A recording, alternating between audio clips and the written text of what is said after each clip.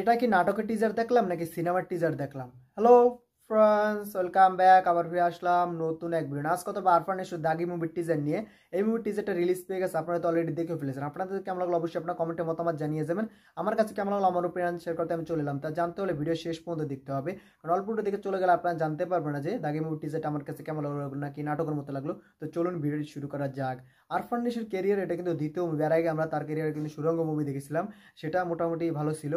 সেটা যেহেতু রায়হান রাফির মুভি ছিল, কারণ রায়হান রাফির মুভিগুলো কিন্তু বেশিরভাগই কিন্তু বাস্তব ঘটনা অবলম্বনে কিন্তু তৈরি করা থাকে, তার জন্য কিন্তু সেই মুভিটা দর্শক খেয়েছিল এবং দর্শকের পছন্দ হয়েছিল।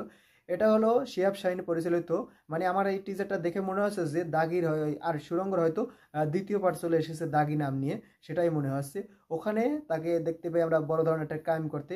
এখানে দেখে মনে হচ্ছে সে একজন বড় ধরনের দাগি আসামি, তাকে খুঁজে বেড়াচ্ছে। এমনকি লাস্টে আমরা তাকে কিন্তু টেজের ভিতরে আমরা কিন্তু আসামি হিসাবে কিন্তু তাকে আমরা জেলার ভিতরে দেখতে পাই। সেটা থেকে মনে হচ্ছে যে ওটা সুরঙ্গের দ্বিতীয় পার্ট হতে চলেছে, প্রথম পার্ট না। কারণ এটাকে সুরঙ্গ 2 দিলে বেশি ভালো হতো। তো আমরা সিনেমাটা রিলিজ পেলে হয়তো বলতে বলতে পারবো এটা কি সুরঙ্গর দ্বিতীয় পার্ট বানিয়ে ফেলেছে নাকি সুরঙ্গই বানিয়েছে। এমনকি এখানে আরেকটা ডায়লগ শুনতে পাই, আব্বাজান বলতো। ওই আব্বাজানের জায়গায় এটা কিন্তু আমরা শাহরুখ খানের রেসেও শুনেছিলাম, আব্বাজানকে হেতে হেতে। সেই ডায়লগটাকে এখানে ঘুরে ফেসিয়ে আব্বাজান বসিয়ে দেওয়া হয়েছে।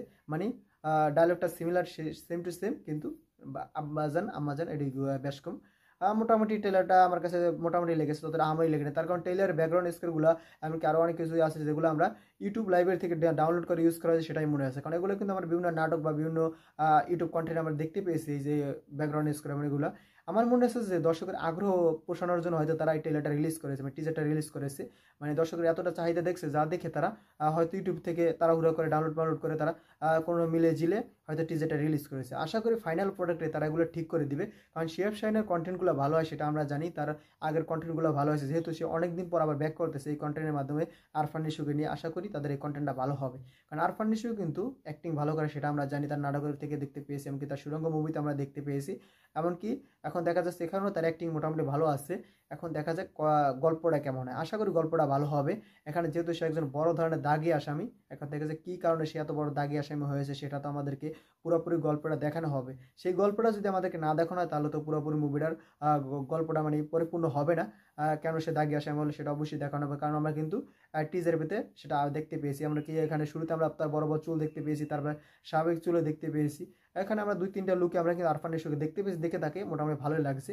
এখন দেখা যাক সে কত বড় দাগি আসামি হয়েছে, এবার এই দেশে কি টিকে থাকতে পারে কিনা বরবাদের সাথে। টিজারটা দেখে মনে হচ্ছে এটা পুরোপুরি বরবাদটা একটা জনরার মুভি, এটা একটা জনরার মুভি না, পুরোপুরি সেম জনরার মুভি আমার কাছে মনে হচ্ছে। কারণ একই জনরার যদি 2-3টা মুভি চলে আসে, সেই মুভিগুলো দর্শক খাবে কিনা সেটাও কিন্তু এখন দেখার ব্যাপার আছে। এখন দেখা যাক এই মুভিটাকে দর্শক খায় কিনা।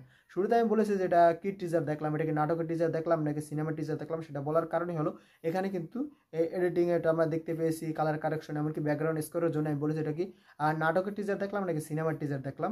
সেটা আশা করি তারা ট্রেইলার ঠিক করে দেবেন, কি পরবর্তী যেসব কন্টেন্ট আসতে চলছে প্রমোশনাল কন্টেন্ট, সেগুলো আশা করি তারা ঠিকঠাক করে আমাদের সামনে প্রমোশন করবে।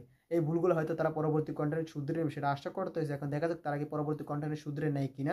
ওভারঅল টিজারটা ভালোই ছিল। আপনাদের কাছে টিজারটা কেমন লাগলো অবশ্যই আপনারা কমেন্টে জানিয়ে যাবেন। টিজারটা যদি ভালো লাগে সেটাও কমেন্ট করবেন, খারাপ লাগলেও কমেন্ট করবেন। ভিডিও যদি ভালো লাগে বেশি বেশি করবেন, সবাই ভিডিও দেখতে পারে। আর যারা যারা এখন আমার চ্যানেল সাবস্ক্রাইব করেন চ্যানেল সাবস্ক্রাইব করবেন। যারা ফেসবুক পেজ থেকে দেখছেন অবশ্যই পেজটি ফলো করে দিবেন, কারণ আপনার এটা সাবস্ক্রাইব একটা ফলো কিন্তু আপনার ভাইকে পরবর্তী ভিডিও বানানোর জন্য আগ্রহীত করে। তো এখন চ্যানেলটি সাবস্ক্রাইব করে দিন, পেজটি ফলো করে দিন। ভিডিও শেষ পর্যন্ত দেখার জন্য অসংখ্য ধন্যবাদ। টিল দেন টেক কেয়ার, দেখা হবে নেক্সট কোন ভিডিওতে। ততক্ষণ ভালো থাকুন, সুস্থ থাকুন, বাই বাই।